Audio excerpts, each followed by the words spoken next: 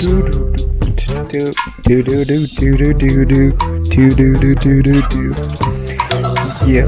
this is gonna be 2020, and we gonna represent in this world we in.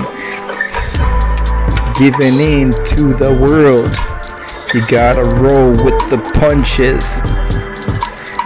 Don't get scared, cause we get scared, and then the bears take us underwear, giving us wedgies. Yeah, you heard that. Wedgies.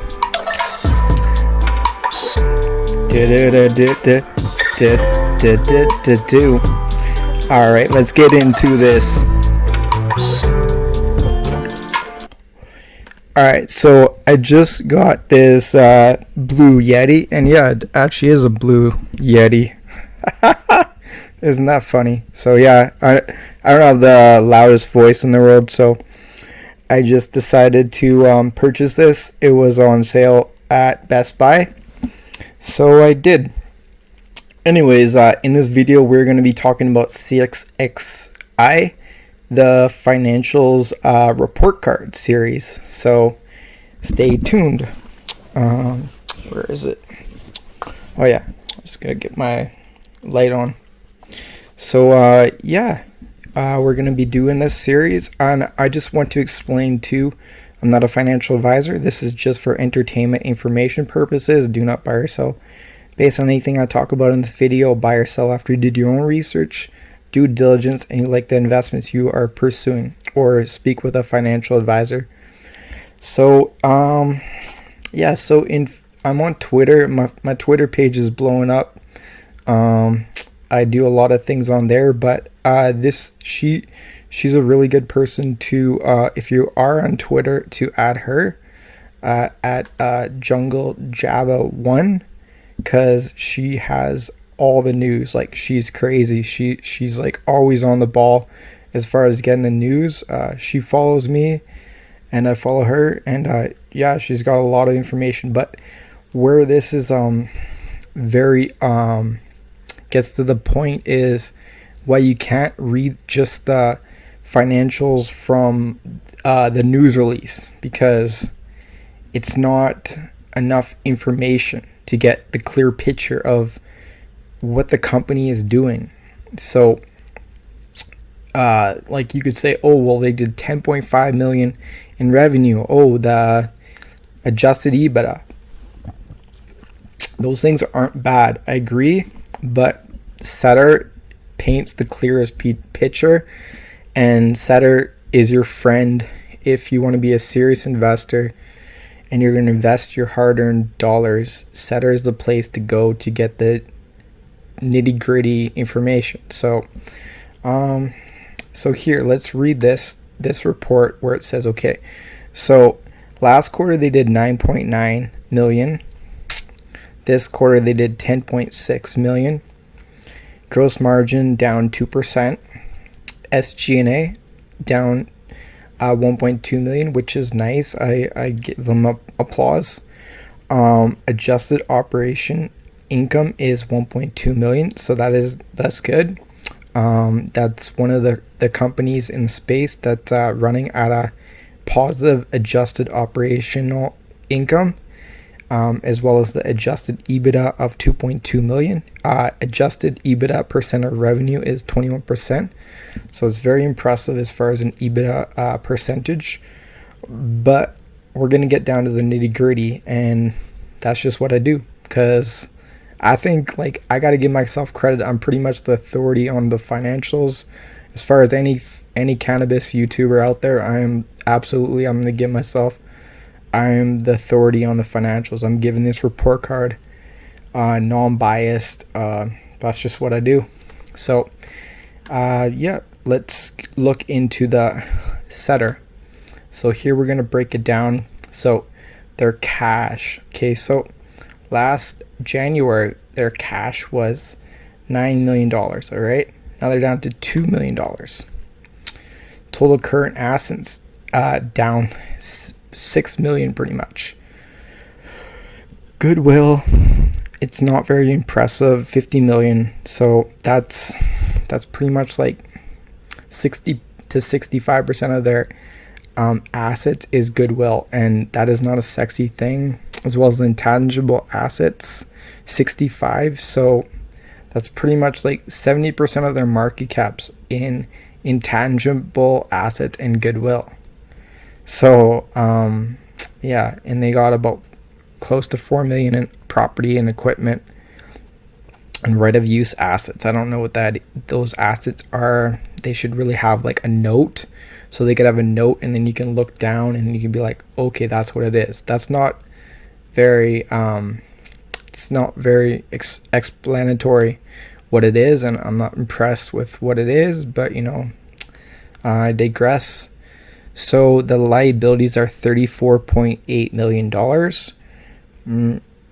That's bigger than it was before, so they're growing in their liabilities. They have lease liabilities, short-term debt, not too bad, consideration payable, so they owe $5 million, income tax payable $2 million, convertible promissory note over $1 million, promissory note payable current portion.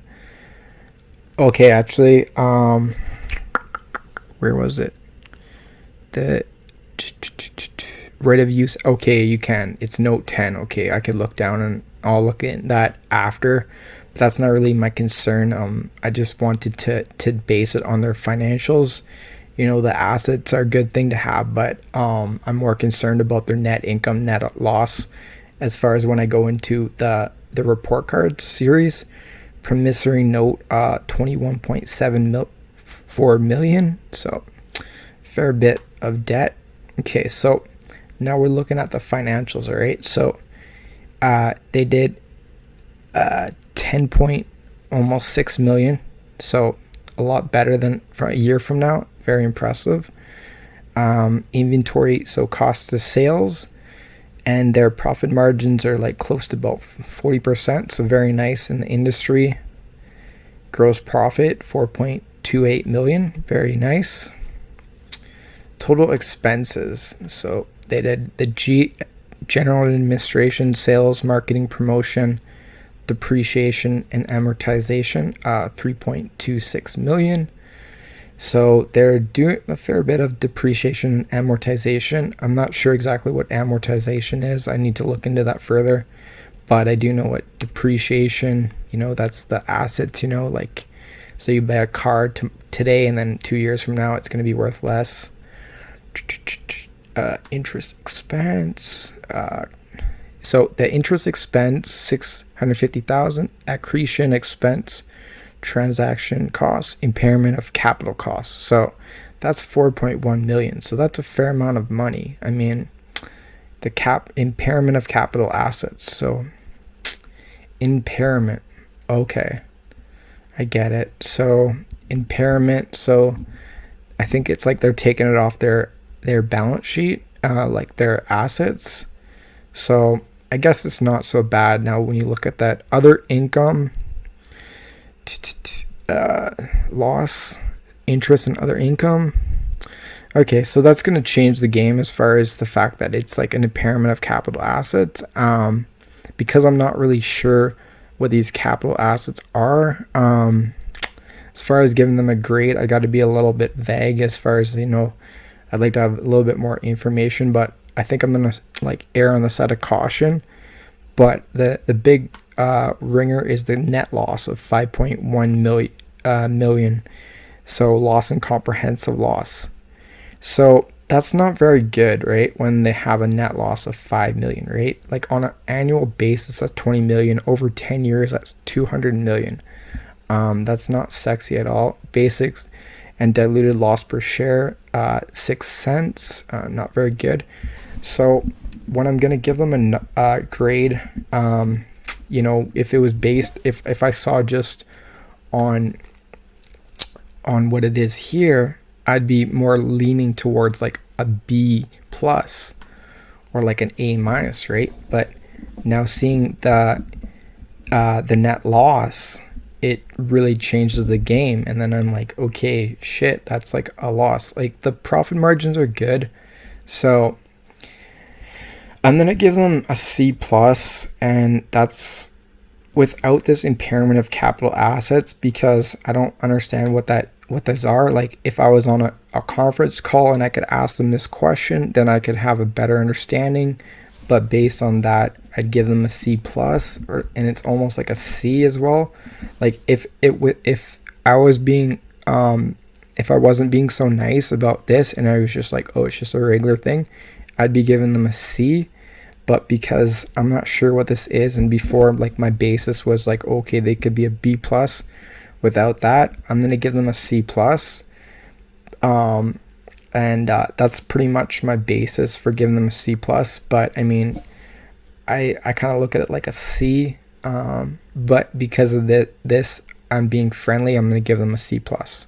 So I'm not super bullish on it. Like, when I looked at it, when I saw it here, I was like, oh shit, that'd be awesome to have it. But they put this out here before they had it on SEDAR. So when I saw it on, I talked to someone on Twitter today, and he said it's out. So I looked on SEDAR now. I'm doing that with you guys, and yeah, it's not too sexy. So yeah, I'm gonna have to give them a C plus.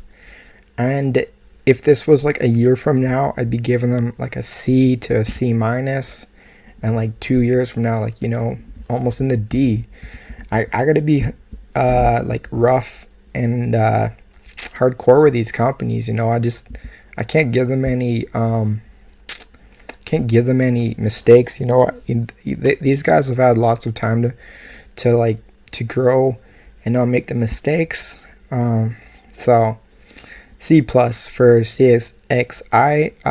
They're trading at around 75 cents in Canada, so close to about I want to say about 58 to 60 cents USD, and they're about like 80 to 100 million shares out, so it's like 60 to like 80 million market cap fully diluted. Not too bad, but I wasn't too happy with the net loss. Again, if I had a better understanding, I could give them somewhere in the B's, because they did do an operational income. That's another reason why I'm giving them a C plus too, because the operational income was positive. So that's good for them, but I don't like to see like minus 5 million when they do only 10 millions in revenue. So that's pretty much what I'm going to give them. Yeah, if you want to check me out on Twitter, this is my Twitter thing, and I've been pretty busy on Twitter. You know, I've been posting this chart out here. It's like woo, because this is a doji right here, right? And then you got the green candlesticks. So this would have been the perfect time, right? I got in somewhere around here, and then I traded here, and then I bought back in, and I sold out of those shares, but I still hold in a core position of 500 shares that I've had before this thing happened. And you know, I don't like to see this like kind of going downwards on the Bollinger Band as far as True goes, but I can see it like with time goes on. This is a daily chart. I believe it's going to start to expand and go up towards there. So in the next month, I think it can reach like closer into the 20s. But I mean, I got to just look at it from a day-to-day basis, because eventually the market will get bearish, and you know, you got to just take your profits when they're there. And yeah, I mean, that's pretty much it. So let's just end it off there. Some music. And yeah, I hope you guys are enjoying your Christmas holidays. It's almost 2020. So yeah, if you got glasses and your eyes aren't perfect, you know, in a couple days, you're going to be seeing in 2020. Yeah, no, full.